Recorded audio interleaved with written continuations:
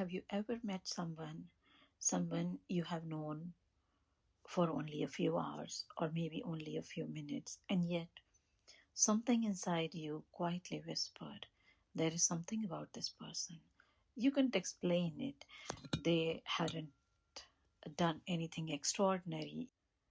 You barely knew them, and yet they somehow felt important.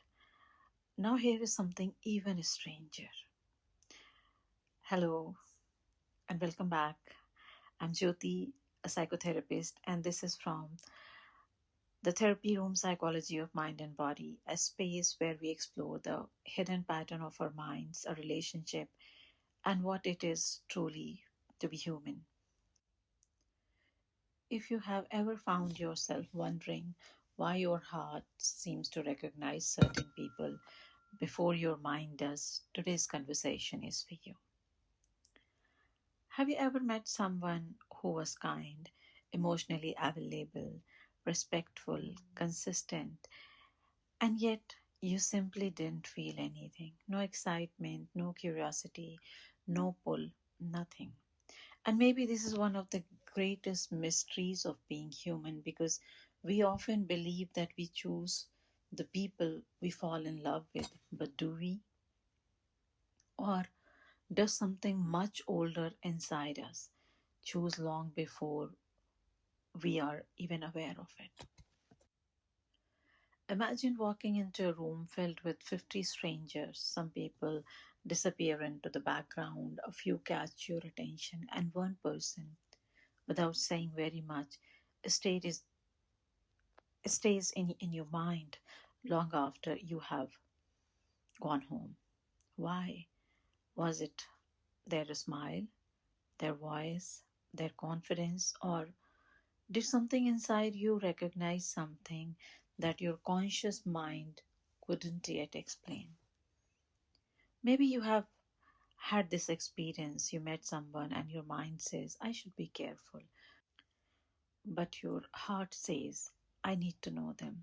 Or perhaps the opposite happens. Someone treats you beautifully, yet you can't explain why you don't feel drawn toward them. Why does one person feel magnetic while another feels invisible? We usually call this chemistry, but today I wonder if chemistry is simply the name we give to something we don't yet understand. For centuries, poets called it fate, movies called it destiny, some people call it soulmate. Psychology asks a different question. Not who are you attracted to, but what inside you is doing the attracting. Imagine this. You are in an elevator, a stranger walks in. Within second, your brain has already started making assumptions. Friendly, confident, intimidating, safe, interesting. Psychologists have found that our mind begin forming impressions almost instantly. But here is the fascinating part. Perhaps we are not only evaluating the other person, perhaps we are also asking, who do I become around them? Because attraction isn't only, I like you, sometimes it is, I like who I feel I became when I'm with you. And that changes everything.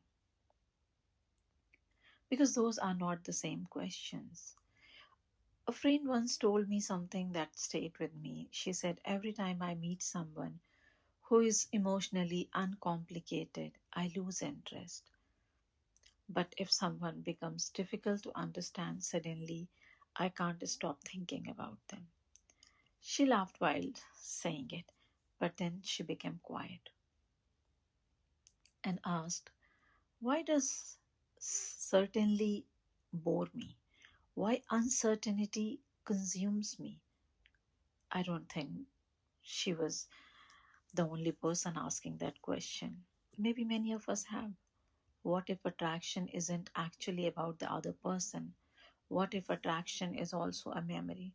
Not a memory you can consciously recall, but one your nervous system remembers. because the body sometimes remembers long before the mind understands. Sometimes people say, I don't know why I always attract emotionally unavailable people. Maybe that's not the first question. Maybe the first question is, why did emotional unavailability feel emotionally familiar in the first place? These are two different questions, completely different questions. There is an old philosophical idea that we do not simply see reality, we see reality through the through the lenses we have spent our entire lives building. People love works the same way. Maybe we never meet another person as they truly are. Maybe we first meet them through the stories we already carry. Many contemplative traditions speak about conditioning. They suggest most of our lives are lived automatically. We think we are making the free choices, yet much of what we call choice may simply be yesterday. Wearing today's clothes not because we are weak, not because we are broken, but because awareness often arrives later than habit. So today I don't want to answer the question, how do I find the right person? There are enough conversation about that. Instead, I would like us to become curious about something much more mysterious. Why does one particular person feel like home even before they have earned that place in our lives? Because if we were never understand attraction, we may spend years trying to change our relationships without ever understanding what began them. Sometimes the first person we fall in love with isn't another human being, it's a feeling. The person simply becomes its address. So, before we talk about childhood, about Freud, about attachment, I think we need to ask an even deeper question: what actually happens inside us during those first moments when a stranger slowly becomes someone we cannot stop thinking about? Because perhaps that moment contains the entire story. Imagine this for a moment. You and your friend walk into the same gathering, you meet the same people, you hear the same conversations, you spend the same amount of time there, and yet at the end of the evening, both of you are thinking about completely different people. Isn't it that fascinating? The same room, the same people, the same evening, but completely different attraction. Why? If attraction were simply about beauty, most of us would probably be drawn to the same person. If it were only about intelligence, the answer would be equally predictable. If it were only about kindness, life would be much simpler. But human attraction has never been that simple. It seems to follow rules that even we don't fully understand. Have you ever noticed sometimes you can't explain why someone stayed in your mind? They haven't done anything extraordinary. You haven't spent much time together. You don't know even if you are compatible, and yet your mind keeps returning to them, almost as if your attention has chosen them. Before your reasoning has caught up, perhaps you have even said, I don't know what it is about them. Maybe that's one of the most honest sentences we ever say, because we genuinely don't know.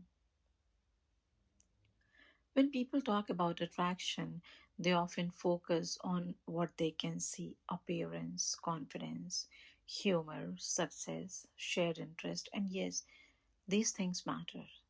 But if they explained everything, then everyone would fall in love with the same people. Clearly, something much quieter is happening beneath the surface. I remember speaking with someone who said, when I first met my partner, nothing dramatic happened. There were no fireworks, no movie like moment, but for some reason I felt strangely comfortable around them. Another person once told me the exact opposite. The moment I met them, my heart started racing. I couldn't stop thinking about them. I thought, this must be love. Years later, both people realized something interesting. Neither reaction necessarily predicted the health of the relationship. One relationship grew steadily through quiet trust, the other slowly revealed emotional chaos, which makes us wonder, can intensity and compatibility be two completely different things? We often believe attraction tells us something about the other person. Perhaps sometimes it tells us something about ourselves. Because attraction is not only about seeing someone, it's also about recognizing something. The question is, what exactly are we recognizing? Think about music for a moment. Two people hear the same song. One feels nothing, the other suddenly began to cry. The song didn't change. What changed was the song touched inside each listener. Could people be like that too? Perhaps someone becomes deeply attractive not because of who they objectively are, but because of what they awaken inside us. The philosopher Martin Buber spoke about meeting another human being as more than simply observing them. He suggested that sometimes we encounter another person in a way that changes how we experience ourselves. Perhaps attraction is not only saying, I see you, perhaps attraction is also whispering, something inside me came alive when I met you. But here's the question, what exactly came alive? Curiosity, hope, longing, fear, loneliness, wonder, or something much older? Many spiritual traditions speak about mirrors, not mirrors that reflect our face, but mirrors that reflect our inner world. Perhaps the people who affect us most deeply are not always showing us who they are. Sometimes they quietly reveal who we become in their presence. That doesn't make the attraction right or wrong, it simply makes it meaningful. Have you ever wondered why two people can describe the same person completely differently? One says they are mysterious, another says they are emotionally unavailable. One says they are independent, another says they are distant. One says they are confident, another says they are intimidating. The person hasn't changed. What changed is the lens through which they were experienced. And perhaps that lens tells us as much about the observer as it does about the person being observed. Maybe you have experienced this yourself. Months after a breakup, you look back and think, how did I not notice that? You aren't looking at a different relationship, you're looking with different eyes. Sometimes clarity doesn't arrive because the other person changed, it arrives because we did.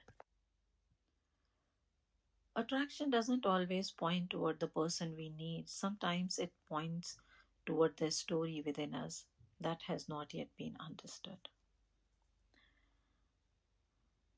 So perhaps before you ask, why do I keep falling for this kind of person? We need to ask an even quieter question. Where does attraction actually begin? Does it begin the moment we meet someone, or did it begin a year earlier, long before we knew their names? Because over 100 years ago, one psychologist asked a question that completely changed how we think about love. His name was Freud, Sigmund Freud. And whether we agree with all of his ideas or not, he offered one possibility that still makes people pause today. What if we don't simply fall in love? What if, without realizing it, we return to something emotionally familiar. More than 100 years ago, Sigmund Freud began noticing something curious. People didn't only repeat behaviors, they repeated relationships. Different people, different places, different ages, and yet the emotional story often looked remarkably similar. That observation led him to ask a question that still feels uncomfortable today. What if we are not only attracted to what makes us happy? What if we are also attracted to what feels emotionally familiar? Notice, he didn't say we enjoy pain. He wasn't saying people consciously choose relationship that hurt them. In fact, most people desperately want love, safety, and peace. So if that's true, why does the heart sometimes move toward people who eventually brings confusion instead? Imagine reading the same novel again and again, except every time the character have different names. The beginning feels different, the conversations are different, the places are different, but the final chapters, the emotions somehow become the same. Perhaps you have heard someone says, I always start so differently, but somehow it always ends the same. Freud would probably smile at this sentence because he might ask, maybe the ending wasn't written when the relationship began. Maybe part of it were written much earlier. One of the Freud's most fascinating ideas is called repetition compulsion. It's a complicated term, but the idea behind it is surprisingly human. Sometimes the mind quietly returns to unfinished emotional experience, not because it enjoys suffering, but because somewhere it is still hopes for different ending. Imagine a child who spent years trying to earn a parent's attention. Sometimes they receive warmth, sometimes silence, sometimes criticism, sometimes affection. Nothing feels predictable. The child never stops hoping. Maybe tomorrow they will really see me. Years pass, the child grows up, become an adult, falls in love, but something curious happens. They feel an unexpected pull towards someone whose affection is also unpredictable. Not because unpredictability feels pleasant, but because without realizing it, their emotional world already understand that language. Here is something Freud probably never imagined. More than 100 years later, brain imagining would begin showing something remarkably similar. Our brain don't simply remember events, they remember emotional prediction. Imagine watching the same movie repeatedly. Eventually, you stop reacting with surprise. You already know what's coming. Perhaps the unconscious works in a similar way. It quietly whispers, I have seen this emotional movie before. Sometimes before we have even realized we are watching it again. Have you ever wondered why certainty sometimes feels less exciting than uncertainty? It's a strange question. I know that. You must be wondering. But yeah, because consciously most of us say we want stability, yet emotionally, some people feel more alive when they are waiting for a message, wondering that someone means, trying to understand mixed signal. It's worth asking, is that excitement or is it activation? We'll come back to that later, but for now, just let the question stay with you. I remember a conversation with someone who said every relationship began with me feeling that I have to prove myself. I asked, to prove what? They stopped for a moment, then quietly replied that I'm worth choosing. That answer stayed with me. Because perhaps the relationship wasn't only about person, perhaps it had quietly become an old conversation with themselves. Later, psychologists expanded Freud's thinking.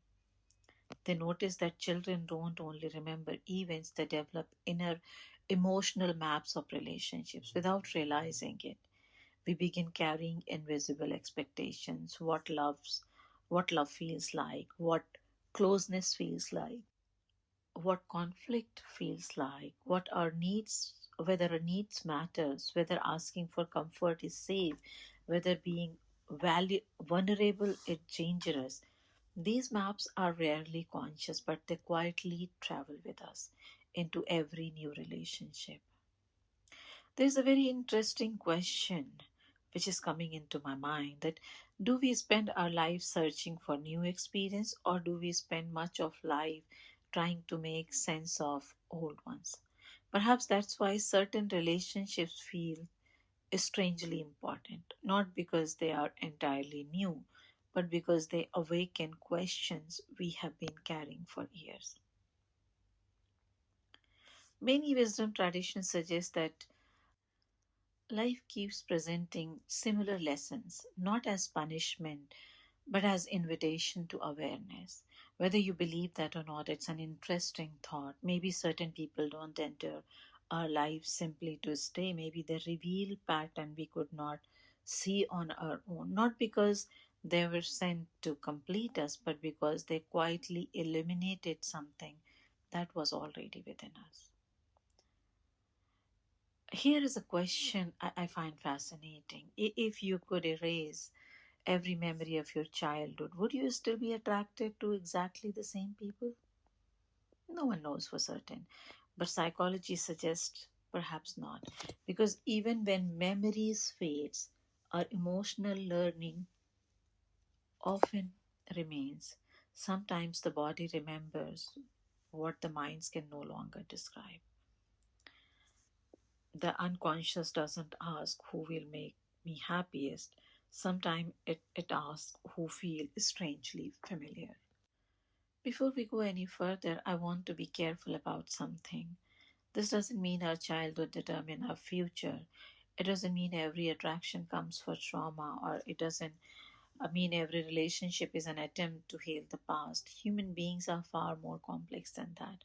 Culture matters, personality matters, timing matters, value, choice, everything matters, and sometimes two people simply connect. Psychology isn't trying to reduce love to one explanation, it's simply inviting us to look beneath the surface. I wonder, we know that Freud gives us one possibility. Perhaps we are drawn toward emotional familiarity, but another great psychologist called Jung looked at attraction from an entirely different direction. He asked a question that feels almost poetic. What if, when we fall in love, we are not only meeting another person, we are also meeting part of ourselves that we have never fully known? And that idea changes the story completely. Freud believes that the past quietly follows us. Carl Jung agreed, but he thought something even more mysterious was happening. He believed that when we first fall in love, we don't actually see another person completely. We see them through the landscape of our own inner world. At first, that sounded strange. Surely we are looking at the actual person, aren't we? Maybe, but perhaps not entirely. Think about this. Have you ever heard two people describe the same person in completely different ways? One says they are incredibly confident, another says they are arrogant. One says they are mysterious, another says they are emotionally unavailable. One says they are calm, another says they are cold. The person didn't change, the observer did, which raises a fascinating question: how much of what we see actually belong to the other person, and how much belong to us? Jung believed we all carry an inner psychological world filled with memories, dreams, longings, fear, unlived possibilities, hidden strength, and hidden wounds. When we meet someone, sometimes they awaken that inner world, not intentionally, not consciously, but powerfully. Jung called it projection. The word Sounds complicated, but perhaps we have all experienced it. Imagine meeting someone for the first time. They smile warmly, they are a good listener, they are thoughtful, and before long our mind quietly begins filling in the missing pieces. They must be kind, they'll understand me, they'll never leave, or they are different, or so many other things. Notice something, none of those things have actually happened yet. Our imagination arrived before certainty did. It's as though our mind starts writing chapters before the other person has even introduced themselves. I remember once one of my colleagues saying, "I knew they were my soulmate within 2 weeks." Month later, they quietly admitted, "I don't think I ever really knew them. I knew the version of them I had created." That sentence stayed with me because I wonder how often do relationships end not because people changed, but because our projection slowly dissolved. Jung believed each of us carries an inner image of qualities we long for. He called these anima and animus, not in the sense of rigid gender roles, but as symbolic aspect of our psyche that represents qualities we have not fully integrated. Sometimes we meet someone who seems to embody those qualities, perhaps confidence, gentleness, freedom, creativity, strength, playfulness, wisdom, and suddenly they seem extraordinary. Maybe they are, but perhaps another part of this attraction is this: they are carrying qualities we have not yet fully recognized within ourselves. That doesn't make the attraction false, it makes it psychologically rich.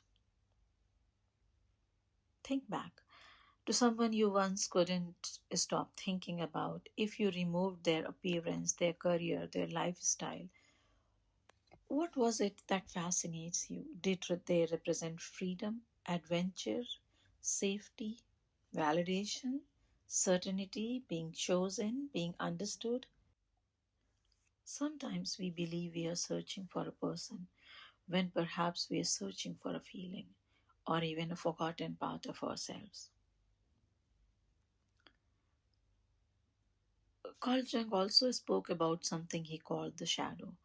The shadow isn't evil, it's simply the part of ourselves we have learned not to express. Maybe our family taught us never to be angry, so your anger went into the shadow. Maybe you learn not to cry, so tenderness disappeared into the shadow. Maybe you learn to always be responsible, so your playfulness side slowly become hidden. Now imagine meeting someone they are spontaneous, fearless, creative, bold, and something about them captivates you. Perhaps they are not only attractive, perhaps they are living a part of yourself that has been waiting quietly in the background. Jung once wrote, "Until you make the unconscious conscious, it will direct your life and you will call it fate." I know, probably you'll say that I'm repeating this quote probably in each and every almost episode, but this carries so much actually. Whether or not those were his exact words in that form, the idea captures something profound. Think about how often people say, maybe we were just meant to be. Perhaps sometimes they are, but perhaps sometimes what feels like fate is simply an unconscious pattern we have never noticed before. Maybe destiny and psychology occasionally wear similar clothes. Have you noticed we are often fascinated by qualities we have never fully allowed ourselves to express? The responsible person falls for someone spontaneous. The quiet person admires someone fearless. The people pleaser become captivated by someone who says exactly what's on their mind.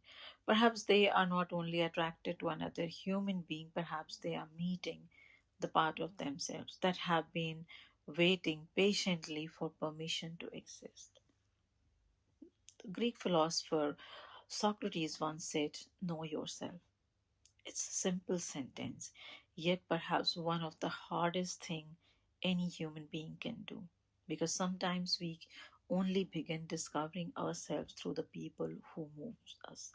Some relationships don't merely introduce us to another person, they introduce us to ourselves. I said that many contemplative traditions describe life as a mirror, not a mirror that flatters us, a mirror that reveals us. Perhaps this is why some people enter our life with extraordinary force, not because they complete us, but because they reveal forgotten room within us, room filled with longing, fear, joy, creativity, grief, compassion, or possibility we never believed belonged to us. In that sense, love becomes less about possession and more about revelation. There is an old idea found in many greater stories. The hero sets out believing they are searching for a treasure, but by the end of the journey, they discover they were searching for themselves all along. People love sometimes follows a similar path. We think we are looking for another person, and sometimes we found ourselves instead.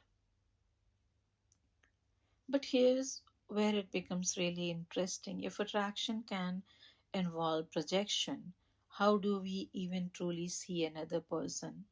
At what point? Does imagination give ways way to reality? And is disappointment always a sign that we chose the wrong person? Or it's sometimes the moment our projection quietly fall away, allowing us to finally meet the real human being? That's the question both sitting with us. Perhaps the first person we fall in love with is not the person standing in front of us. Perhaps it's the story our soul began writing about them.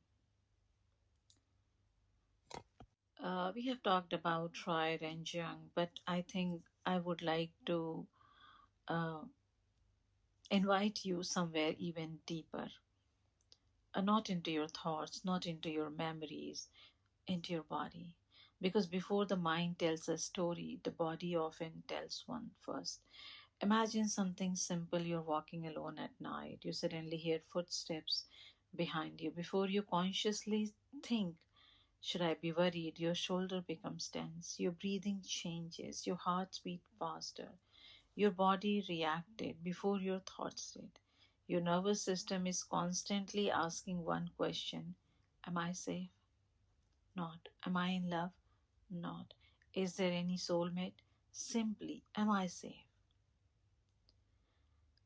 Now imagine meeting someone new. They smile, they look into your eyes, they move a little closer, they remember small details about you. Your body responded, sometimes with ease, sometimes with excitement, and sometimes with tension, sometimes with an urge to move closer, sometimes with an urge to step away.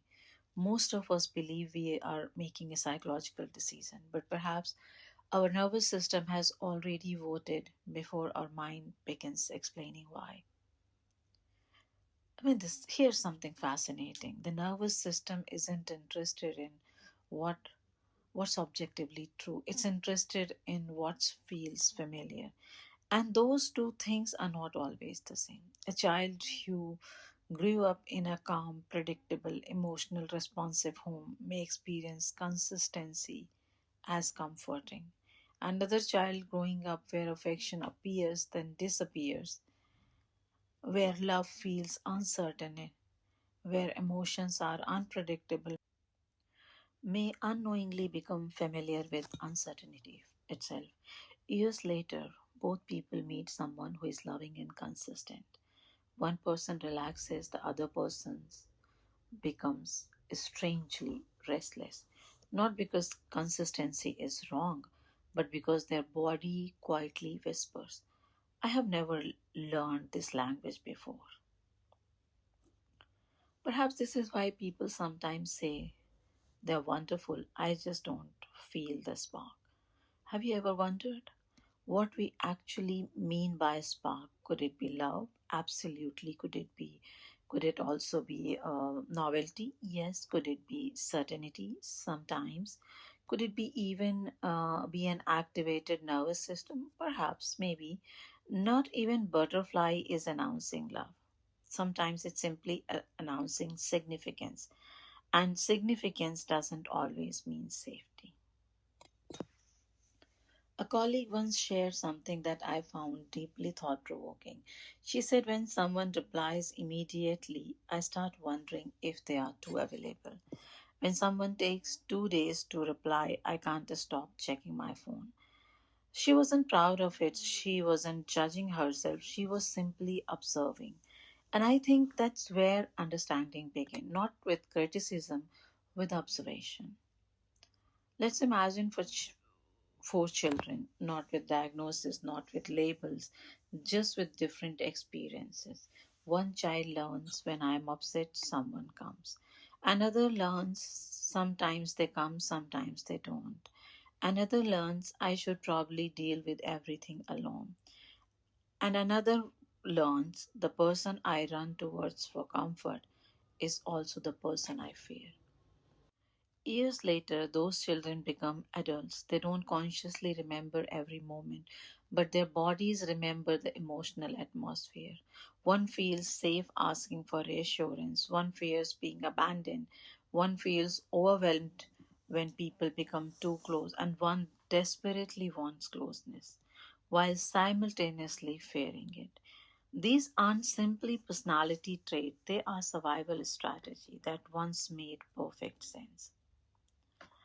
Psychologists later gave these patterns names: secure, anxious, avoidant, disorganized. I mean, these are the attachment style which we talk. Anyway, we are not going to talk about them in detail. I'm just mentioning them here.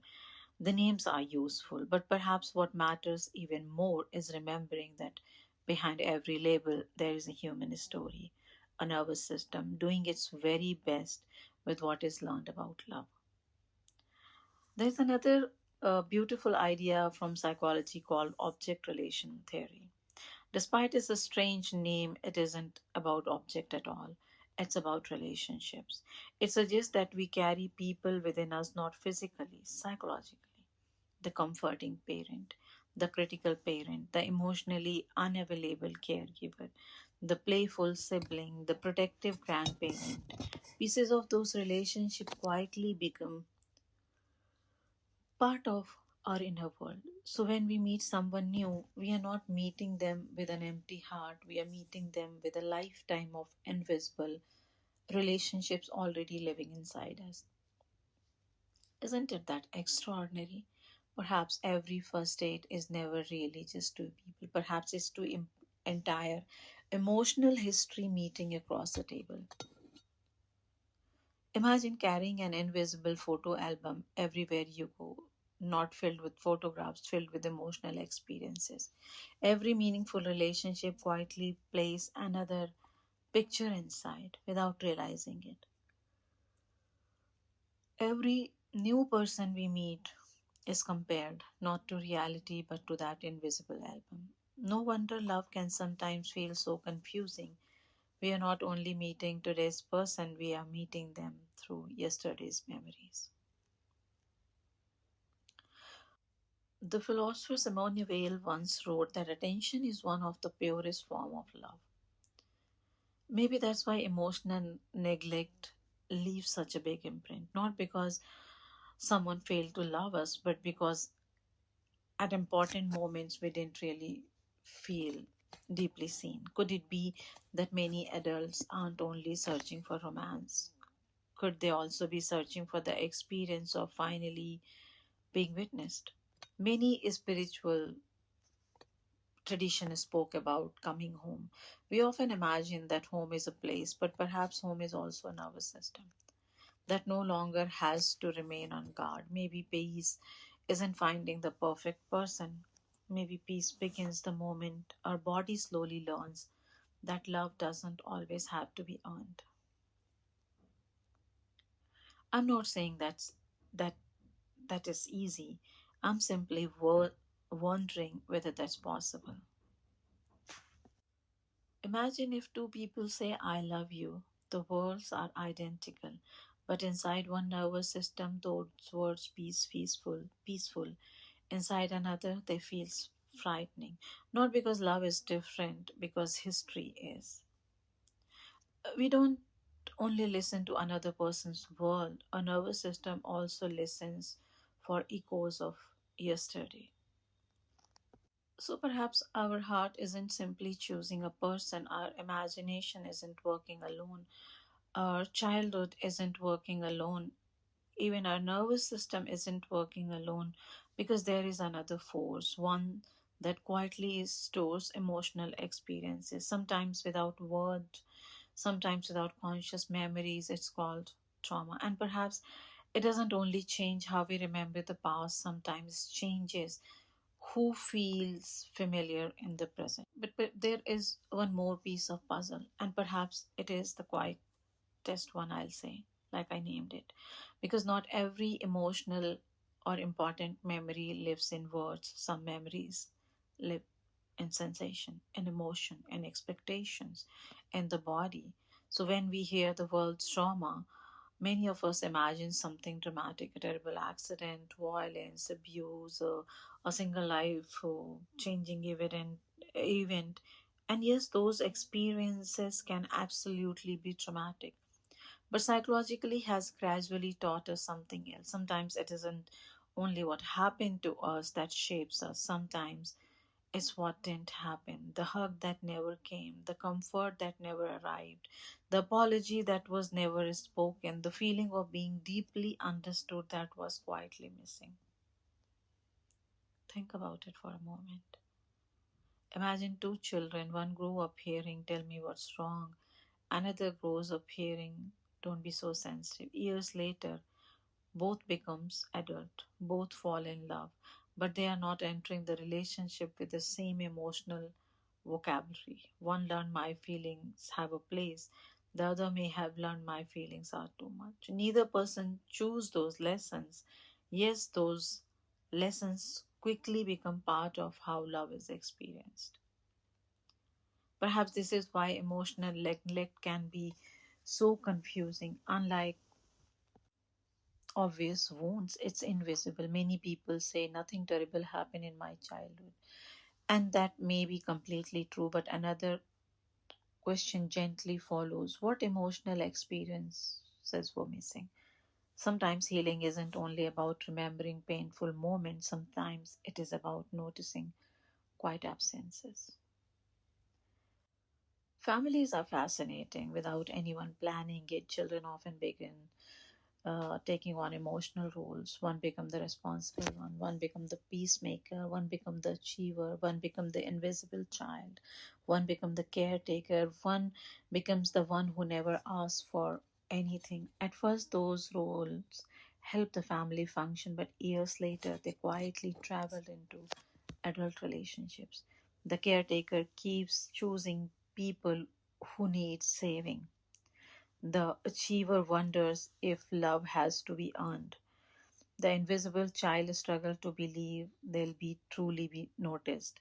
The peacemaker fears conflict more than loneliness. The patterns are different, but the question is the same.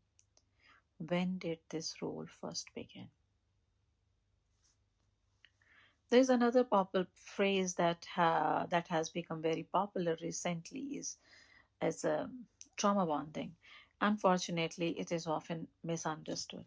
It doesn't simply mean two people will trauma with trauma fall in love. Psychologically, it describes something much more specific. A relationship where moments of pain are repeatedly interrupted by moments of affection. Distance, then closeness, criticism, then tenderness, withdrawal, then reassurance. The brain begins waiting for the next moment of relief. And over time, relief itself can start feeling like love. That's a very different experience from a steady emotional safety. Psychologists have studied something called intermittent reinforcement. Imagine pressing a button. If it works every time, you stop thinking about it. But if it works unpredictably, you keep pressing again and again and again. Not because uncertainty is enjoyable, because uncertainty kept attention activated. Perhaps this is why some relationships become so difficult to leave, not because they are only pain, but because pain and hope become woven together. A brain is constantly trying to predict the future. It asks based on everything I have experienced before, what is most likely to happen next.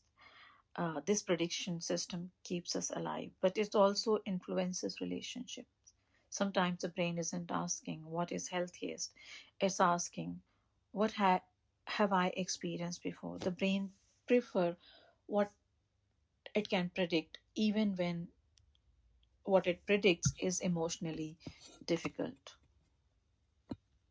That doesn't mean we are trapped. It simply means the brain values familiarity more than novelty. Someone once shared something with me that I have never forgotten. They said every time someone genuinely cared about me, I started looking for reason they would eventually leave. I asked, did they give you a reason? They smiled sadly. No. Then why were you so certain? After a long silence, they answered, because that's what always happened before. Notice something, the relationship wasn't creating the fear, the relationship was awakening it. And perhaps one of the greatest human questions is this: do we experience the present as it truly is? Or do we experience it through the echoes of everything that came before? Maybe wisdom isn't seeing life without past. Maybe wisdom is gradually recognizing when the past has quietly entered the room. Perhaps this is why asking, why do I keep falling for the same kind of person, is such a profound question. Because hidden inside that question may be another one. What feeling inside me recognizes them so quickly? Maybe that's where the mystery truly begins. Sometimes we think we are remembering a person. What we are really remembering is feeling our body has known before. So, where does that leave us if attraction is shaped by the unconscious, by projection, by the nervous system, by emotional memory? Are we simply repeating our past forever, or is there another way of understanding all of this? Perhaps psychology has taken us as far as it can be. Now, I would like to step into a different conversation, not about diagnosis, not about theory, not about meaning. What if every person we are drawn to is also asking us a question about ourselves? And perhaps that's where philosophy and spirituality begin. There's another fascinating word most people have ever heard it. It's called limerence. Limerence isn't love. It isn't simply attraction either. It's an intense psychological state where another person begins occupying our thought almost constantly. You reply conversations, analyze messages, imagine future scenarios, notice every tiny changes in behavior. Sometimes it feels magical, sometimes it feels exhausting. Psychologists believe limerence often grows the strongest not when someone clearly loves us, but when we don't quite know. Notice the pattern again: uncertainty. Maybe this is why certainty sometimes calms the mind while uncertainty completely captures it. Perhaps the brain isn't becoming addicted to the person, perhaps it's becoming addicted to solving the uncertainty. How many people have mistaken that feeling for love? Maybe, and perhaps all of the above uh, these perspectives are true, not because one of them explains everything, but because each of them eliminate one part of a much larger mystery. Maybe that's the first thing worth remembering. Human beings are never explained by one theory. We are always more complex than that. And perhaps we have been asking the wrong question all along. Instead of asking, why do I keep falling for the same kind of person? What if we ask, what does this attraction awaken within me? Notice how different those questions feels. The first asks about another person, the second gently turns our attention inward, not with blame, with curiosity. Sometimes the people who affect us mostly are not the people who stay forever. They are the people who introduce us to parts of ourselves that we didn't know were there. One relationship may reveal a fear of abandonment, another a difficulty receiving care, another a longing to be understood, another a tendency to disappear in order to keep the peace. Perhaps relationships don't only reveal compatibility, perhaps they reveal consciousness. Throughout history, philosophers have asked, what does it mean to know yourself? Most of us think self knowledge happens in solitude, sitting quietly, reading book, reflecting, and sometimes it does. But relationships have a way of revealing things. Then solitude never could. You may never know how deeply you fear rejection until someone matters to you. You may never know how difficult trust feels until someone offers it. You may never discover how much of yourself you have been hiding until someone genuinely sees you. Perhaps relationships are among life's greatest mirrors. I mean, they are great mirrors. Not because they always tells us who we are, but because they show us how we experience ourselves. Many spiritual tradition speaks about awakening. People often imagine awakening as something extraordinary, a mystical experience, a moment of complete peace. But perhaps awakening is quieter than that. Perhaps awakening begins the moment we notice a familiar feeling without immediately becoming it. The moment we can quietly say, this longing feels familiar, this hope feels familiar, not to judge it, not to change it, simply to see it. Sometimes awareness itself is a profound transformation. I once heard a story about an old gardener. Someone asked me, how do you make a tree grow? He smiled and replied, I don't make it grow, I simply create the condition in which growth becomes possible.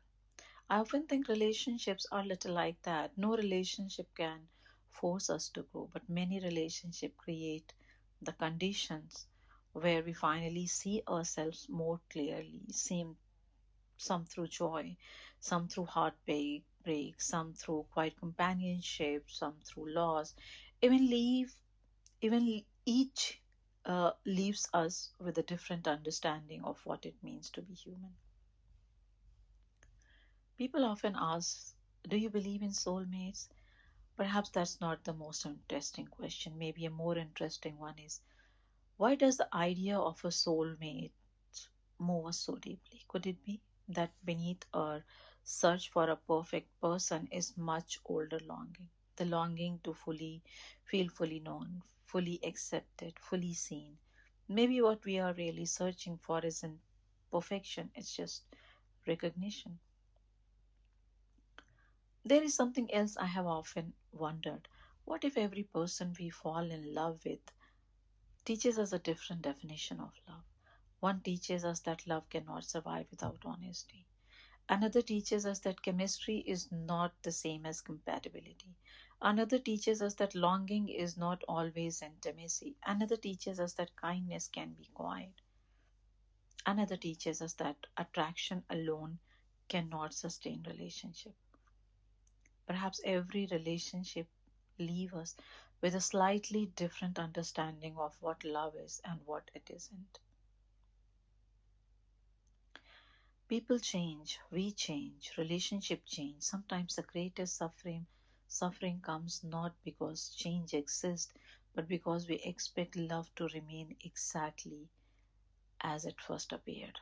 Perhaps mature love isn't the absence of change, perhaps it's the willingness to keep discovering another human being instead of believing we have already finished knowing them. Coming in is in my mind that love is not ownership, it's not control, it's not certainty.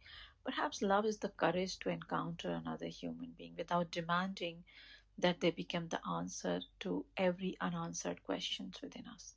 That doesn't make love smaller, it makes it freer.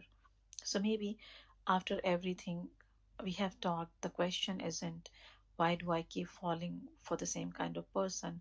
Maybe the much deeper question is who am I becoming every time I fall in love? Because perhaps attraction isn't only revealing another person, perhaps it is quietly revealing us. The people who enter our life may not always change our destiny, but they almost always change our understanding of ourselves. And perhaps this is where this entire conversation has been leading.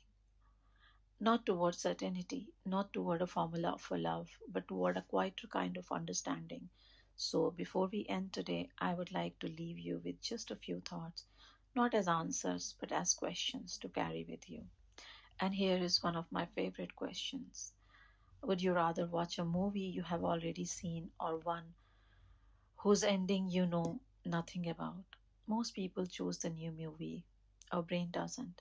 The brain prefers prediction. Prediction means survival. Perhaps that's why familiar relationships, even difficult ones, can sometimes feel strangely easier to enter, not because they are healthier, because they are predictable. I wonder whose face came to your mind while you were listening. Perhaps it was someone you loved years ago, perhaps someone you are with today, perhaps someone you never had a chance to love, yet somehow they still occupy a quiet corner in your heart. Maybe today's episode wasn't really about them, maybe it was about the invisible conversation that began long before they entered your life. Because every relationship, whether it lasts a lifetime or a few months, leaves behind more than memories. It leaves behind questions about love, question about ourselves, question about what we believe we deserve, question about what feels like home. I've often wondered if someone could meet every person we have ever loved, what would they notice? What they say? They all look alike, but probably not.